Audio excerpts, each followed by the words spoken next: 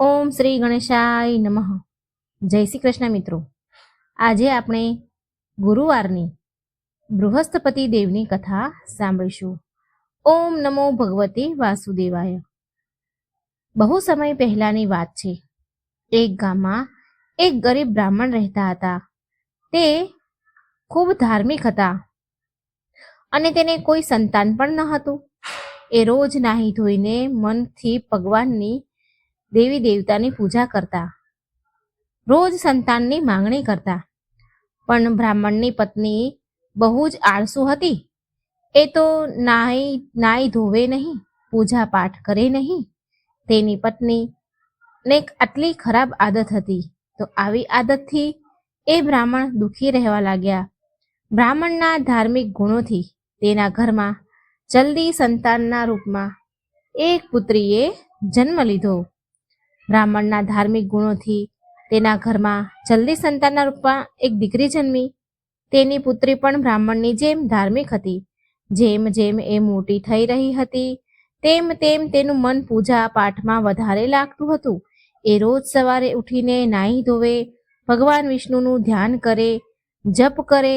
આનાથી બ્રાહ્મણના ઘરની ગરીબી પણ દૂર થતી ગઈ.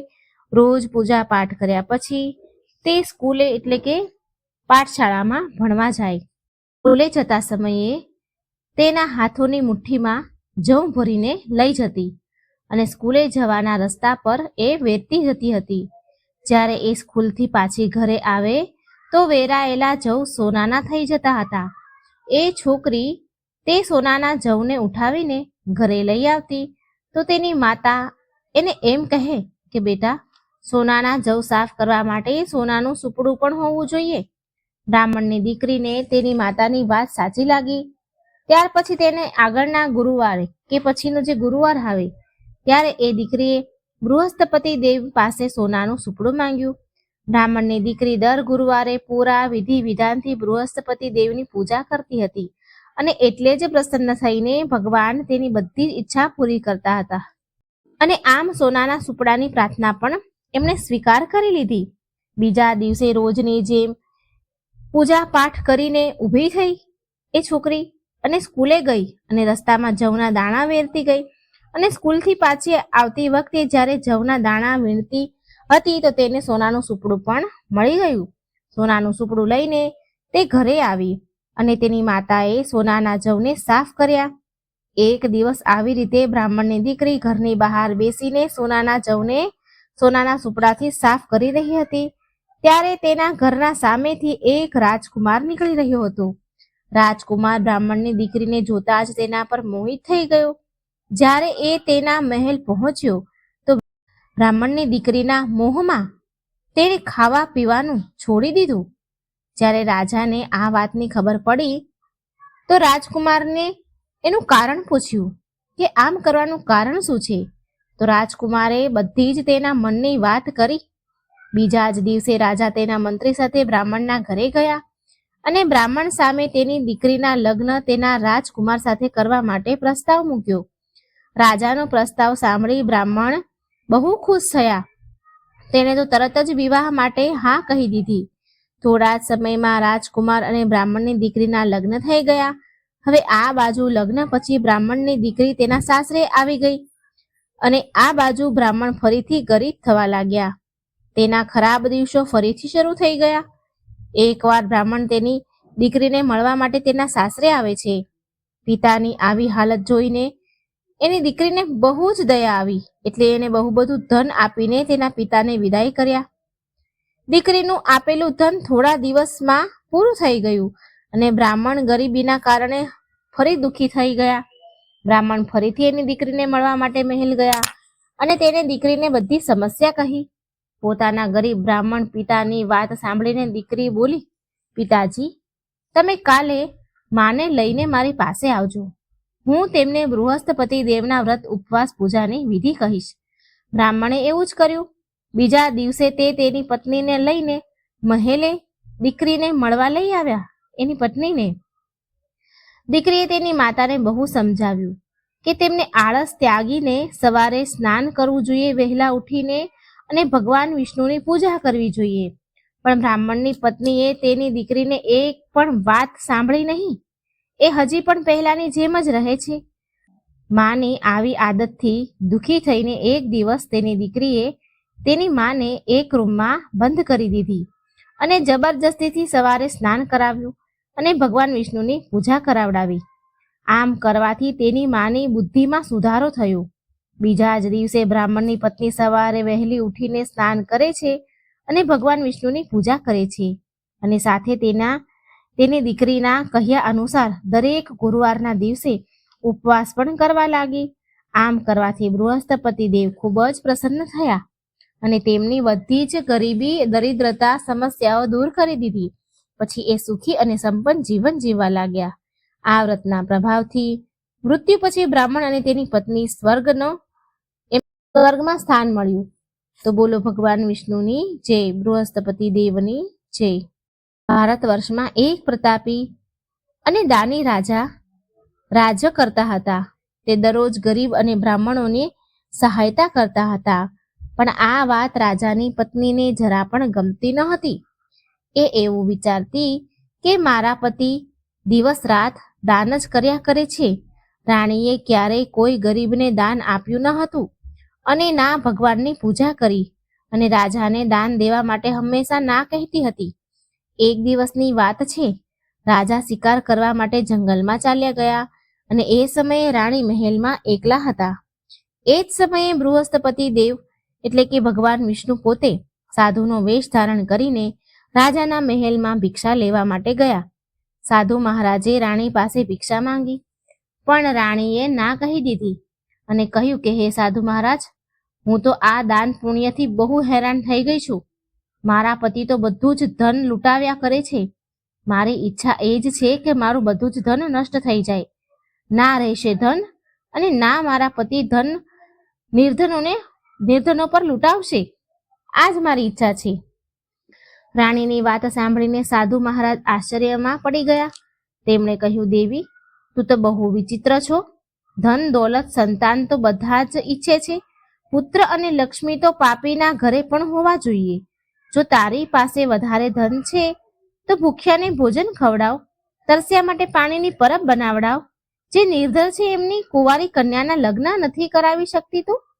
જે કુંવારી કન્યા છે, જે કુંવારી કન્યાના પિતા છે, જેના લગ્ન નથી કરાવી શકતા, તો એને તું મદદ કર, કુંવારી દીકરીઓના લગ્ન કરાવ. આમ ઘણા બધા કામ છે જેને કરવાથી તારું યશ પરલોકમાં ફેલાશે. પરંતુ રાણી પર તો ઉપદેશનો કોઈ પ્રભાવ પડ્યો નહીં. એ બોલી, મહારાજ, તમે મને કંઈ ન સમજાવો. હું આવું ધન નથી ઈચ્છતી જે બધી જગ્યાએ લૂંટાવું, વહેંચતી ફરું. સાધુ મહારાજ બોલ્યા, જો તારી આવી જ ઈચ્છા છે તો તારી ઈચ્છા પૂરી થશે. તું એવું કરજે કે ગુરુવારે ઘરને લીપીને પીળી માટીથી તારું માથું ધોઈને સ્નાન કરજે, સાબુ દઈને કપડાં ધોજે. આમ કરવાથી તારું બધું જ ધન નષ્ટ થઈ જશે. આટલું કહીને સાધુ મહારાજ ત્યાંથી અંતર્ધ્યાન થઈ ગયા. સાધુ મહારાજે જેવું કહ્યું હતું, રાણીએ બિલકુલ એવું જ કર્યું. માત્ર 3 ગુરુવાર જ આમ કર્યું હતું કે તેનાથી બધી જ ધન સંપત્તિ નષ્ટ થઈ ગઈ. ભોજન માટે રાજાનો પરિવાર તરસવા લાગ્યો. આમ ઘણા કષ્ટ સહન કરવા પડ્યા. સમય વીતવા લાગ્યો ત્યારે એક દિવસ રાજાએ રાણીને કહ્યું કે હે રાણી, તું અહીં રહે, હું ક્યાંક બીજા દેશમાં જાઉં છું. કેમ કે અહીં બધા લોકો મને ઓળખે છે, માટે હું અહીં નાનું મોટું કામ ન કરી શકું. આમ કહીને રાજા પ્રદેશ ચાલ્યા ગયા. ત્યાં જઈને જંગલમાંથી લાકડા કાપીને લાવતા અને શહેરમાં વેચતા હતા. આવી રીતે તેનું જીવન વ્યતીત કરતા હતા. આ બાજુ રાજાના પ્રદેશ ગયા પછી રાણી તો દુઃખી રહેવા લાગી. એકવાર રાણી અને દાસીને 7 દિવસ સુધી ભોજન વગર રહેવું પડ્યું. તો રાણીએ એની દાસીને કહ્યું કે હે દાસી, પાસેના નગરમાં મારી બહેન રહે છે. એ બહુ ધનવાન છે. તું એની પાસે જા, કંઈક થોડુંક માંગીને લઈ આવ, જેથી આપણું ગુજરાન ચાલી જાય. 7 દિવસથી આપણે બંને ભૂખ્યા છીએ. રાણીની વાત સાંભળીને દાસી રાણીના બહેનની ઘરે ગઈ. જે દિવસે રાણીની દાસી એની બહેનના ઘરે ગઈ હતી તો તે દિવસે ગુરુવારનો દિવસ હતો અને એ દિવસે રાણીની બહેન ગુરુવારની બૃહસ્પતિ દેવની વ્રત કથા સાંભળી રહી હતી. દાસીએ રાણીની બહેનને સંદેશો આપ્યો, એની બહેનનો સંદેશો આપ્યો, પણ રાણીની મોટી બહેને કોઈ જવાબ આપ્યો નહીં, કારણ કે એ તો વાર્તા સાંભળી રહી હતી. જ્યારે દાસીને રાણીની બહેનની પાસેથી કોઈ ઉત્તર ન મળ્યો તો એ બિચારી બહુ જ દુઃખી થઈ અને તેને ગુસ્સો પણ આવ્યો કે રાણીની બહેને તો જવાબ પણ ન આપ્યો. ઉદાસ મોઢાથી, ઉદાસ મનથી તે રાણી પાસે પાછી આવી ગઈ અને રાણીને બધી વાત કહી. આ સાંભળીને રાણીએ તેના ભાગ્યને દોષ દીધો. આ બાજુ રાણીની બહેને વિચાર્યું, એની મોટી બહેને વિચાર્યું કે મારી બહેનની દાસી આવી હતી પણ મેં એની સાથે વાત ન કરી એટલે તે બહુ દુઃખી થઈ હશે. આમ વિચારીને તે પૂજા સમાપ્ત કરીને તેની બહેનના ઘરે આવી, એટલે કે રાણીના ઘરે આવી અને કહેવા લાગી, બહેન, હું બૃહસ્પતિ વારનું વ્રત કરી રહી હતી. તારી દાસી મારા ઘરે આવી ત્યારે હું કથા સાંભળી રહી હતી. જ્યાં સુધી કથા ચાલે ત્યાં સુધી ન ઊભું થવાય કે ન બોલાય, માટે હું કંઈ ન બોલી. કહો, મારા ઘરે દાસી કેમ આવ્યા હતા? પરંતુ દાસીએ કંઈ કહ્યું નહીં. પણ રાણી બોલી, બહેન, તારાથી હું શું છુપાવું? મારા ઘરે ખાવા માટે અનાજ નથી. આમ બોલતા બોલતા રાણીની આંખો ભરાઈ ગઈ. તેણે દાસી સહિત પાછલા 7 દિવસ ભૂખ્યા રહેવા સુધીની વાત તેની બહેનને કહી. રાણીની વાત સાંભળીને તેની બહેન બોલી, બહેન, ભગવાન બૃહસ્પતિ દેવ બધાની મનોકામના પૂરી કરે છે. જો તારા ઘરમાં શાયદ ક્યાંક અનાજ રાખ્યું હોય. રાણીને તો પહેલા વિશ્વાસ ન થયો, છતાં પણ તેના બહેનના કહેવા પર તેણે તેની દાસીને ઘરની અંદર મોકલી તો ખરેખર અનાજથી ભરેલો એક ઘડો મળ્યો. આ જોઈ દાસી હેરાન રહી ગઈ. હવે દાસી કહેવા લાગી કે હે રાણી, જ્યારે આપણને ભોજન નહોતું મળતું તો આપણે શું કરતા હતા? વ્રત જ કરતા હતા ને? તો કેમ ના આપણે વ્રતની કથા અને વિધિ જાણી લઈએ, જેથી આપણે પણ વ્રત કરી શકીએ? દાસીની વાત માનીને રાણીએ વ્રત વિશે પૂછ્યું તો તેની બહેને રાણીને કહ્યું, બૃહસ્પતિ વ્રતના દિવસે ચણાની દાળ અને સૂકી દ્રાક્ષથી વિષ્ણુ ભગવાનને કેળાના જળથી પૂજન કરવું અને દીવો પ્રગટાવવો અને કથા સાંભળવી અને પીળા કલરનું ભોજન પણ કરવું. આમ કરવાથી બૃહસ્પતિ દેવ ખૂબ ખુશ થાય છે. વ્રતનું પૂજન અને વિધિ બતાવીને તેની બહેન ઘરે પાછી આવી ગઈ. ત્યાર પછી 7 દિવસ બાદ ગુરુવાર આવ્યો, એટલે રાણી અને દાસી બંનેએ બૃહસ્પતિ દેવનું વ્રત કર્યું. ગુરુવારનું વ્રત કર્યું. દાસી પૂજા માટે ચણા અને ગોળ લાવી, કેળાના પાણીથી વિષ્ણુ ભગવાનનું પૂજન કર્યું. પણ પરેશાની એ હતી કે પેલું ભોજન ક્યાંથી લાવવું? આ વાતને લઈને બંને બહુ દુઃખી થઈ.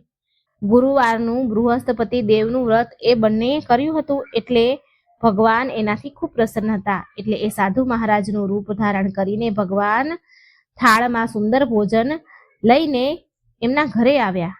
દાસી પાસે, રાણી પાસે આવ્યા અને ભોજન મેળવીને રાણી અને દાસી ખૂબ જ ખુશ થયા અને પછી રાણીની સાથે મળીને ભોજન ગ્રહણ કર્યું. અને ત્યાર પછી બધા જ ગુરુવારે વ્રત ઉપવાસ પૂજા કરવા લાગ્યા. બૃહસ્પતિ ભગવાનની કૃપાથી એમની પાસે ફરીથી ધન સંપત્તિ આવી ગઈ. પરંતુ રાણી ફરીથી પહેલાની જેમ આળસ કરવા લાગી. ત્યારે દાસી બોલી, જુઓ રાણી, તમે પહેલા પણ આવી રીતે આળસ કરતા હતા. તમને ધન મૂકવામાં કષ્ટ પડતું હતું. એ કારણથી તમારું બધું જ ધન નષ્ટ થઈ ગયું અને હવે જ્યારે ભગવાન બૃહસ્પતિની કૃપાથી ધન મળ્યું છે તો ફરી તમે આળસ ન કરો. તમને આળસ થવા લાગી છે, તમે આળસ ન કરો. રાણીને સમજાવતા દાસી કહે છે કે બહુ મુશ્કેલીઓ પછી આપણને ધન મળ્યું છે. હવે આપણે દાન પુણ્ય કરવું જોઈએ, ભૂખ્યા લોકોને ભોજન કરાવવું જોઈએ અને ધનને શુભ કાર્યમાં વાપરવું જોઈએ, જેનાથી તમારા કુળનો યશ કીર્તિ વધે. દાસીની વાત માની તેનું ધન શુભ કાર્યમાં વાપરવા લાગી રાણી, જેનાથી પૂરા નગરમાં રાણીનો યશ ફેલાયો. ગુરુવારની કથા બાદ શ્રદ્ધા સાથે આરતી પણ કરવી જોઈએ. ત્યાર પછી પ્રસાદ વેચીને પોતે પણ લેવો જોઈએ. એકવાર રાજા દુઃખી થઈને જંગલમાં ઝાડ નીચે આસન પાથરીને બેઠા હતા. એ તેની દશાને યાદ કરીને વ્યાકુળ થવા લાગ્યા. ગુરુવારનો દિવસ હતો. એકાએક તેને જોયું કે નિર્જન વનમાં એક સાધુ મહારાજ પ્રગટ થયા. એ સાધુ વેશમાં સ્વયં બૃહસ્પતિ દેવ ભગવાન વિષ્ણુ હતા. લાકડા કાપનારા સામે એટલે કે રાજા સામે આવીને બોલવા લાગ્યા કે હે લાકડહારા, આ સુમસામ જગ્યામાં તમે ચિંતામાં કેમ બેઠા છો? આનું શું કારણ છે મને કહો. તો એ રાજાએ કહ્યું, બે હાથ જોડીને કહ્યું, પ્રણામ કર્યા. કહ્યું કે હે મહારાજ, તમે બધું જ જાણો છો, તમે અંતર્યામી છો, હું તમને શું કહું? આમ કહીને રડવા લાગ્યા અને સાધુને તેની આત્મકથા એટલે કે એનું જે દુઃખ હતું, એ પીડા હતી, એ કહેવા લાગ્યા. સાધુ મહારાજ બોલ્યા કે તારી સ્ત્રીએ ગુરુવારના દિવસે બૃહસ્પતિ દેવનો અનાદાર કર્યો છે, જેના કારણે રૂષ્ટ થઈ ગુસ્સે થઈ ભગવાન ગુસ્સે થયા છે. બૃહસ્પતિ દેવ એટલે તારી આ દશા થઈ છે, એમણે તારી આવી દશા કરી હતી. હવે તું ચિંતા ના કર, મારા કહેવા પર તું ચાલીશ તો તારા બધા જ કષ્ટ દૂર થશે અને ભગવાન પહેલા કરતાં પણ વધારે ધન સંપત્તિ આપશે.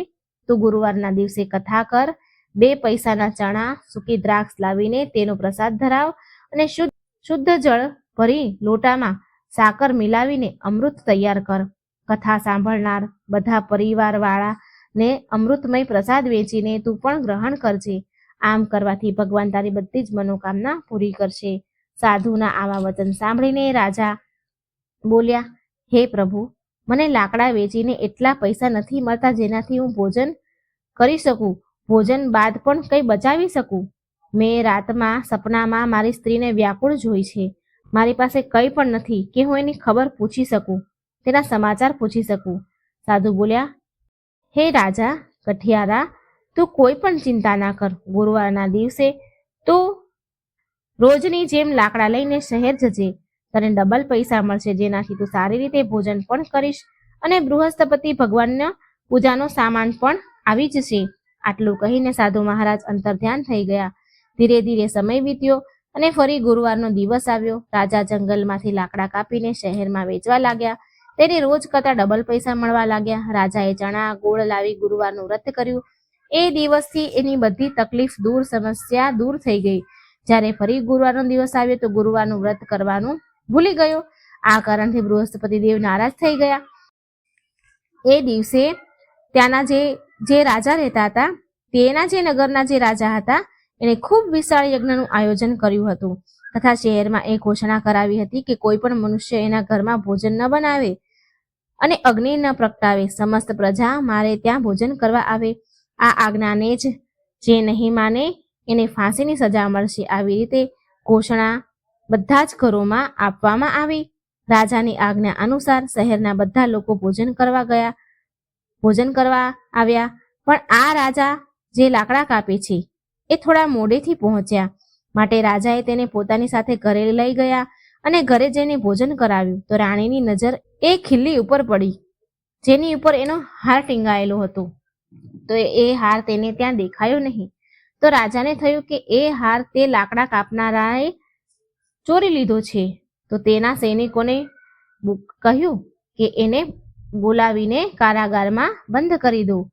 લાકડા કાપનાર રાજા કારાગૃહમાં દુઃખી થઈને વિચાર કરે છે. સૈનિકોએ એમને કારાગૃહમાં પૂરી દીધા. એટલે રાજા વિચાર કરવા લાગ્યા કે ન જાણે મારા કયા જન્મના કર્મથી મને આ દુઃખ મળ્યું છે. અને એ જંગલમાં મળેલ સાધુને યાદ કરવા લાગ્યા. એ જ સમયે તત્કાલ બૃહસ્પતિ દેવ સાધુના રૂપમાં પ્રગટ થયા અને તેની દશાને જોઈને કહેવા લાગ્યા કે અરે મૂર્ખ, તે પૂરી કથા બૃહસ્પતિ દેવની નથી કરી. આ કારણથી તને દુઃખ મળ્યું છે. હવે તું ચિંતા ના કર. હવે પછીના ગુરુવારે તને કારાગારના દરવાજે 4 પૈસા પડેલા મળશે. એનાથી તું બૃહસ્પતિ દેવની પૂજા કરજે, જેનાથી તારા બધા કષ્ટ મટી જશે. ગુરુવારના દિવસે એને 4 પૈસા મળ્યા. રાજાને જેલમાં જેમ સાધુ મહારાજે કહ્યું હતું. ત્યારે એ રાજા, લાકડા કાપનાર રાજા, બૃહસ્પતિ દેવની પૂજા કરી અને કથા કીધી. એ જ રાત્રે બૃહસ્પતિ દેવને નગરના રાજાના સપનામાં આવીને કહ્યું કે હે રાજન, તે જે આદમીને કારાગારમાં કેદ કર્યો છે એ નિર્દોષ છે, એ રાજા છે, તેને છોડી દેજે. તારી રાણીનો હાર એ જ ખીલ્લી ઉપર લટક્યો છે. જો તું આવું નહીં કરે તો તારું બધું જ ધન રાજ્ય નષ્ટ થઈ જશે. આમ રાત્રિના સપનાને જોઈને રાજા વહેલી સવારે ઉઠ્યા અને ખીલ્લી પર હાર જોયો. લાકડા કાપનાર રાજાને બોલાવીને તેને ક્ષમા માંગી તથા રાજાને સુંદર વસ્ત્ર ઘરેણાં આપીને વિદાય કર્યા. બૃહસ્પતિ દેવની આજ્ઞા અનુસાર તેના રાજ્યમાં પાછા ફર્યા. રાજા જ્યારે તેના નગરમાં નજીક ગયા તો તેને બહુ આશ્ચર્ય થયું. નગરમાં પહેલા કરતાં પણ વધારે બગીચા, તળાવ, કૂવા અને બહુ બધી ધર્મશાળા બંધાયેલી જોઈ. રાજાએ પૂછ્યું કે આ કોના બગીચા અને ધર્મશાળા છે? ત્યારે નગરના બધા લોકો કહેવા લાગ્યા કે આ બધું તમારી રાણી અને દાસીનું છે. તો રાજાને આશ્ચર્ય થયું અને ગુસ્સો પણ આવ્યો, એમ વિચારીને કે આટલું ધન ક્યાંથી આવ્યું? મારી ગેરહાજરીમાં રાણીએ આ બધું ક્યાંથી કાઢ્યું? આ બાજુ જ્યારે રાણીને સમાચાર મળ્યા કે રાજા તેના પતિ આવે છે તો તેણે દાસીને કહ્યું કે જો દાસી, રાજા આપણને કેટલી ખરાબ હાલતમાં મૂકીને ગયા હતા. આપણી આવી હાલત જોઈને એ પાછા ચાલ્યા ના જાય ક્યાંક, માટે તું દરવાજે ઊભી રહેજે. અને આજ્ઞા અનુસાર દાસી દરવાજે પાસે આવીને ઊભી રહી ગઈ. રાજા આવ્યા તો દાસી તેને સાથે લઈને આવે છે. તો રાજાએ ક્રોધ કરીને રાણીને પૂછ્યું કે આટલું ધન ક્યાંથી આવ્યું મારી ગેરહાજરીમાં?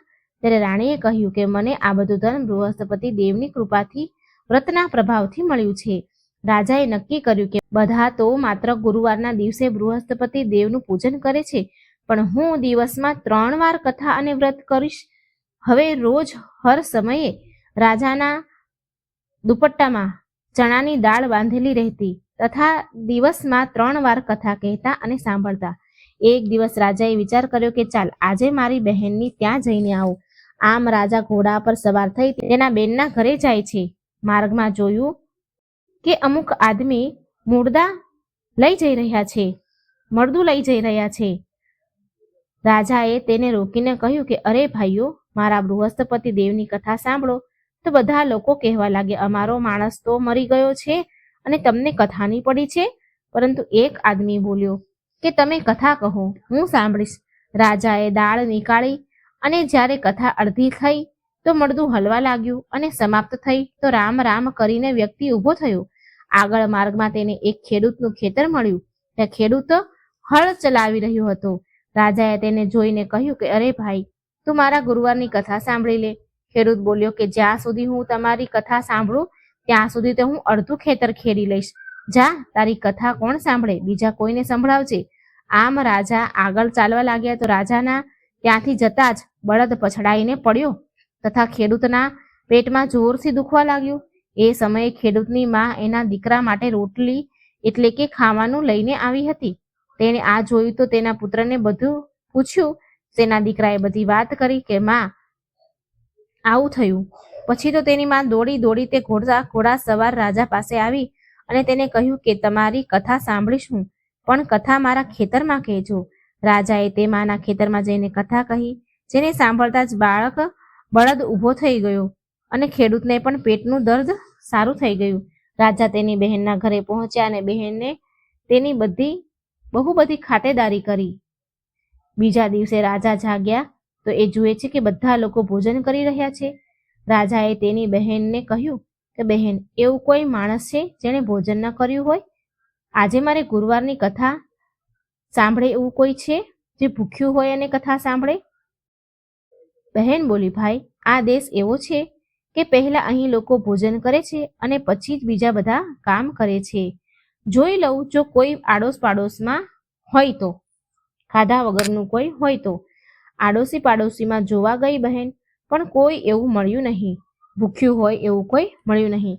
છેલ્લે એક કુંભારના ઘરે ગઈ, જેના છોકરો બીમાર હતો. એને ખબર પડી કે તે લોકોએ 3 દિવસથી ભોજન નથી કર્યું. બહેને તેના ભાઈને કથા કુંભારને સંભળાવવા માટે કહ્યું. કુંભાર તૈયાર થઈ ગયા. રાજાએ જઈને ગુરુવારની કથા કહી, જેને સાંભળીને એનો બીમાર છોકરો સાજો થઈ ગયો અને ઊભો થયો. હવે તો રાજાની પ્રશંસા થવા લાગી. એક દિવસ રાજાએ તેની બહેનને કહ્યું, બહેન, હવે હું મારા ઘરે પાછો જઈશ, તું પણ તૈયાર થઈ જા. રાજાની બહેને તેની સાસુમાને કહ્યું પિયર જવા માટે. સાસુ બોલ્યા, હા ચાલી જા, પરંતુ તારા છોકરાને ના લઈ જતી, કેમ કે તારા ભાઈને કોઈ સંતાન નથી. બહેને તેના ભાઈને કહ્યું કે ભાઈ, હું તો આવીશ, પણ મારા બાળકો નહીં આવે. રાજા બોલ્યા કે જો કોઈ બાળક નહીં આવે તો તું પણ શું કરીશ ત્યાં આવીને? તો રાજા બહુ દુઃખી થયા. દુઃખી મનથી રાજા તેના નગર પાછા આવ્યા. રાજાએ તેની રાણીને કહ્યું કે આપણે નિર્વંશી છીએ, આપણું મોં જોવાનું પણ ધર્મ નથી. અને રાજા કંઈ જમ્યા નહીં. તે દિવસે એમ જ સૂઈ ગયા. રાણી બોલી કે સ્વામી, બૃહસ્પતિ દેવે આપણને બધું જ આપ્યું છે, તો આપણને સંતાન પણ જરૂર આપશે, તમે વિશ્વાસ રાખો. એ જ રાત્રે રાજાના સપનામાં બૃહસ્પતિ દેવ આવ્યા અને સપનામાં કહ્યું કે રાજન, ઊભો થા, તું ચિંતા ના કર, તારી રાણી ગર્ભવતી છે. રાજા આ વાત સાંભળીને બહુ ખુશ થયા. રાણીને ગર્ભ રહ્યા. રાણીના ગર્ભના 9 મહિના બાદ એક સુંદર પુત્રને જન્મ આપ્યો રાણીએ. રાજા બોલ્યા કે રાણી, સ્ત્રી તો ભોજન વિના રહી શકે છે, પણ બોલ્યા વિના ના રહી શકે. જ્યારે મારી બેન અહીં આવે તો તેને કંઈ પણ કહેતી નહીં. રાણીએ પહેલા તો હા કહી, પણ જ્યારે રાજાની બહેન આ શુભ સમાચાર સાંભળ્યા તો ખુશ થઈ અને બધાઈ લઈને એને બધાઈ દેવા માટે એના ભાઈના ઘરે આવી. ત્યારે રાણી બોલી, ઘોડા પર ચડીને તો નથી આવી, ગધેડા ઉપર આવી છો. રાણીની વાત સાંભળીને બહેન બોલી, ભાભી, હું તમને એવું ન સંભળાવત તો તમને સંતાન કેવી રીતે થાત? બૃહસ્પતિ દેવ પણ આવા જ છે. જેવી જેના મનમાં કામના છે તેમની બધી જ કામના પૂરી કરે છે. જે સદભાવનાથી ગુરુવારનું વ્રત કરે છે, કથા વાંચે છે, સાંભળે છે કે બીજાને સંભળાવે છે, તો બૃહસ્પતિ દેવ તેની બધી જ મનોકામના પૂરી કરે છે અને બધાની રક્ષા કરે છે. જેમ સાચી ભાવનાથી રાજા અને રાણી એ તેમની કથાનું ગુણગાન કર્યું તો તેની બધી ઈચ્છા પૂરી થઈ. માટે કથા પૂરી કરી પ્રસાદ લઈને જવું જોઈએ. તેનું મનન કરતા કરતા જય જયકાર કરવો જોઈએ. તો બધા પ્રેમથી બોલો બૃહસ્પતિ દેવની જય, ભગવાન વિષ્ણુની જય. મિત્રો, આ હતી ગુરુવારની કથા. કથા પૂરી સાંભળવા માટે તમારો ખૂબ ખૂબ ધન્યવાદ. વિડીયો સારો લાગ્યો હોય તો લાઈક કરજો, શેર કરજો અને આ ચેનલને સબસ્ક્રાઈબ કરવાનું બિલકુલ ન ભૂલશો. જય શ્રી કૃષ્ણ. રાધે રાધે. Thank you.